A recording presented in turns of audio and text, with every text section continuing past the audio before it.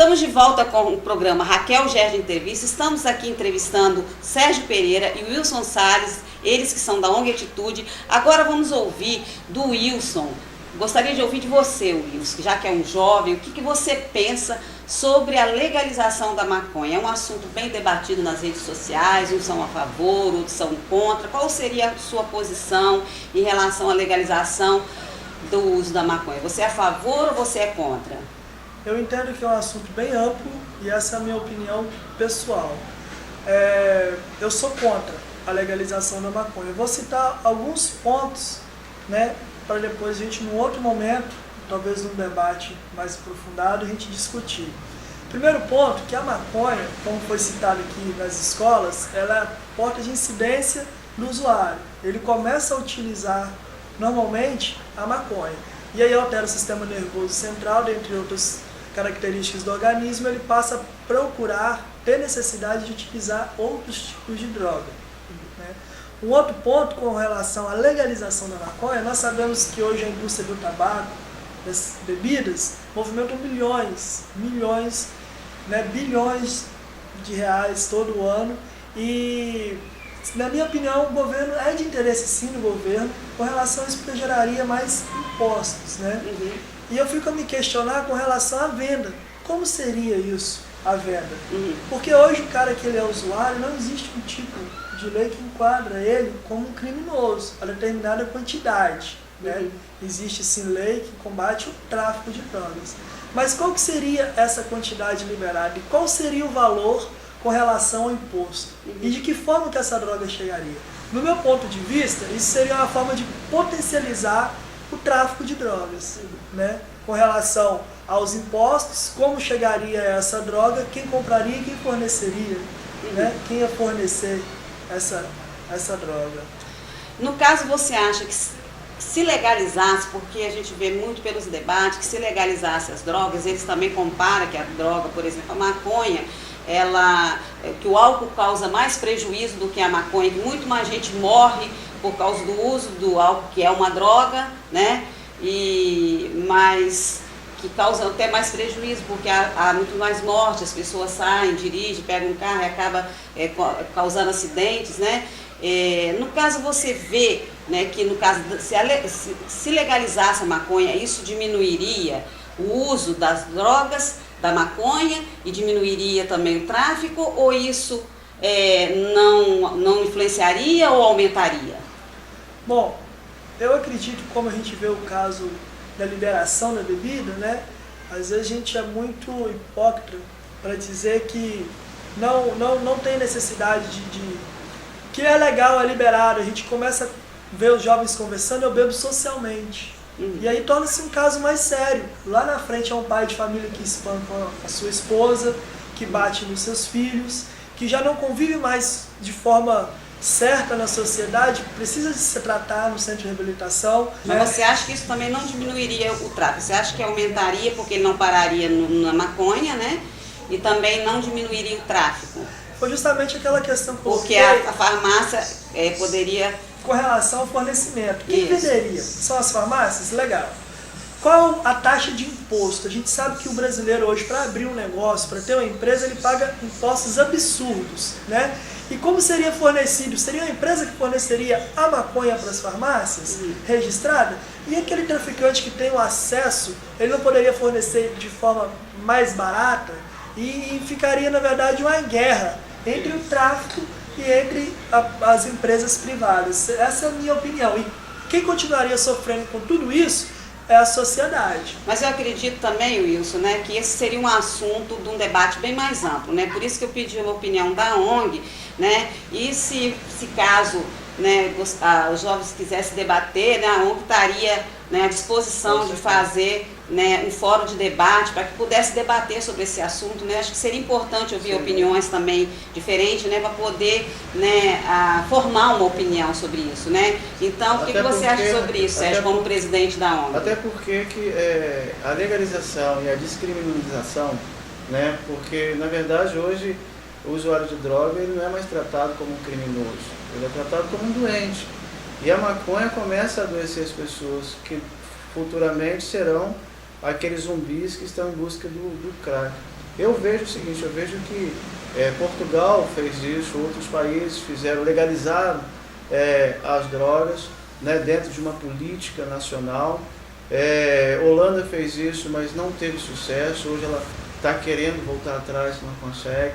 Portugal fez ela descriminalizou a questão de punição severa para o usuário, mas ampliou a questão do tratamento e grande e fortemente a prevenção. Eles reduziram muito o consumo de drogas em Portugal, devido exatamente diminuir aquela pessoa que compra. Ou seja, se você não tem pessoas para comprar, o traficante não vai ter para quem vender.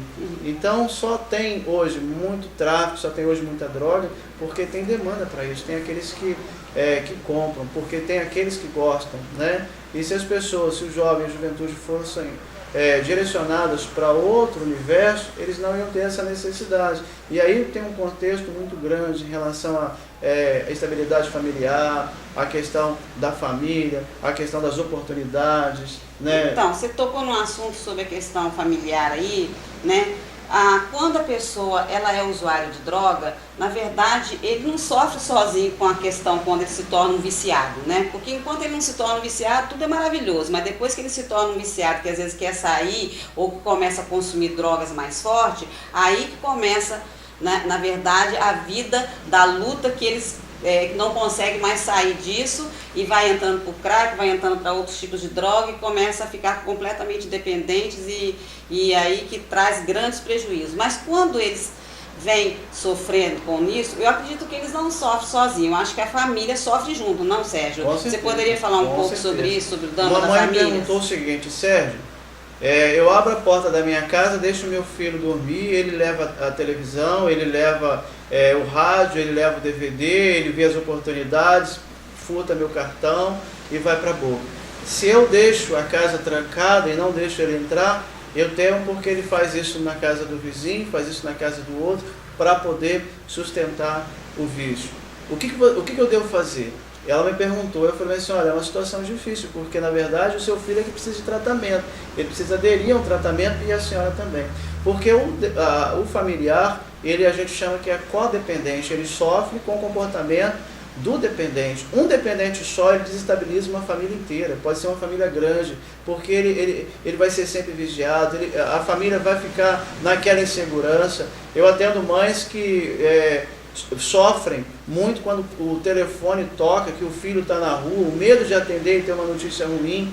Esse grupo de pessoas, eles precisam serem acompanhados, eles precisam ser tratados, eles precisam ser acolhidos, eles precisam ser orientados em relação a como lidar nessa situação. Existem os grupos de ajuda mútua, existem os grupos de profissionais. Você está falando no caso dos pais. Dos pais. Então, como que os pais poderiam ajudar, né, a um filho nessa questão? Como você a primeira orientação,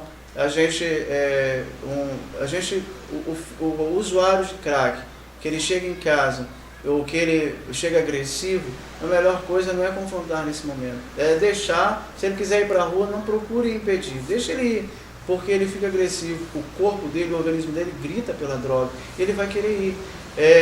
Uma senhora uma vez tentou impedir que o filho fosse para a rua, e ele queria muito ir para a rua, buscar a droga, usar a droga, ela sabia que ele ia para a rua, tentou. E ele começou a agredir, perdeu o controle, e ela teve que fazer 2 cirurgias no seu nariz. Então a primeira orientação é procurar ajuda, né? O familiar, eu acho que o primeiro ponto é procurar ajuda. Nos procura, a gente tem vários psicólogos, a gente tem vários terapeutas, a gente tem pessoas que atendem, que dão essa cortesia para a nossa aula de forma gratuita, para poder dar um acolhimento, uma orientação. Cada família é um universo, é preciso estudar o contexto familiar, é preciso levantar o perfil. É difícil falar assim rapidamente o que se pode fazer, porque tem casos que para um funciona, que não funciona para outro. O importante é procurar conversar, a gente tem pastores que são psicanalistas, que ajudam nessa terapia familiar, para poder dar essa direção para a família. Precisa pedir ajuda, quanto mais antes, melhor. Não tentar esconder, porque muitas das vezes a família também sofre e tem medo que o vizinho perceba, tem medo que as pessoas percebam e não abre essa situação. Entendeu? O importante é abrir com pessoas responsáveis, pessoas profissionais sérios que vão pegar o caso, que vão procurar dar um encaminhamento e acolher e dar essa orientação. No caso, a gente viu aqui nesses últimos meses agora, muitos adolescentes morrendo, né, assassinados ou assassinaram outros, né, ou morreram assassinados ou assassinaram alguém. Mas nessa faixa etária, né, de 17, 18, 15, até 13 anos eu vi uma criança sendo assassinada por questões das drogas, né? Essa questão foi mais, você acha que foi a questão mais relacionada ao tráfico, porque foi questão relacionada ao tráfico de drogas, né? Você acha que foi relacionado mais ao tráfico da maconha ou da droga em geral?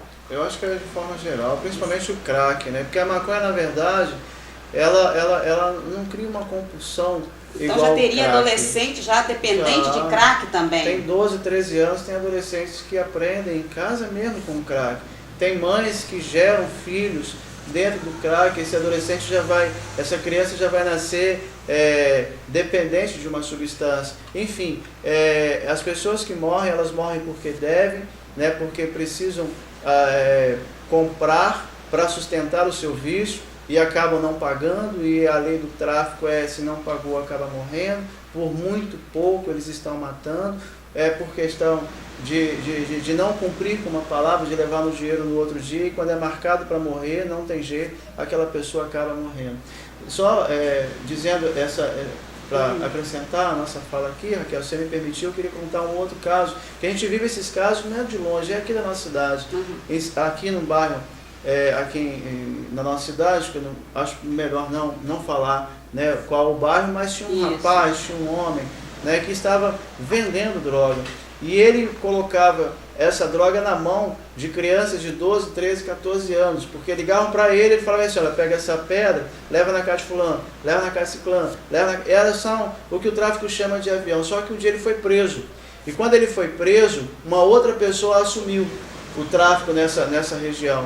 E quando ele assumiu o tráfico nessa região, ele lá preso no presídio, mandou um recado dizendo o seguinte: não deixe que ninguém venda a droga no meu local. E essa pessoa nova que assumiu, resolveu começou ali uma guerra, e crianças de 12, 13, 14 anos estavam morriam de 6 meses morria um, daí 4 meses morria um outro. Isso tudo porque dessa confusão. E quando nós fomos procurados, uma mãe chegou e falou assim: sério, tem uma lista das pessoas que eles estão matando, e meu filho está no meio. Quantos anos tem o filho da senhora? Eu perguntei. Ele tem 14 anos.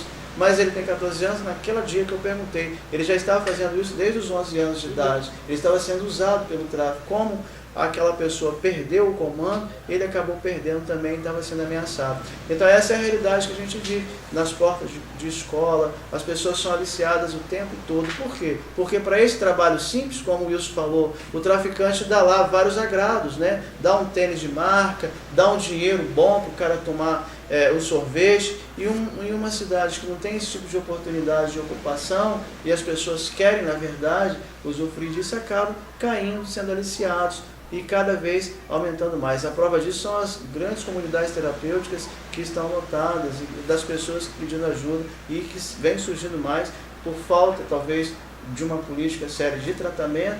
Aí vai aumentando, inclusive, as comunidades terapêuticas, centros de recuperação, que as igrejas têm, por o governo não tomar essa iniciativa, fica uma grande brecha, e que as igrejas, graças a Deus, existem as igrejas que sustentam de forma voluntária essas instituições que abrigam e que acolhem.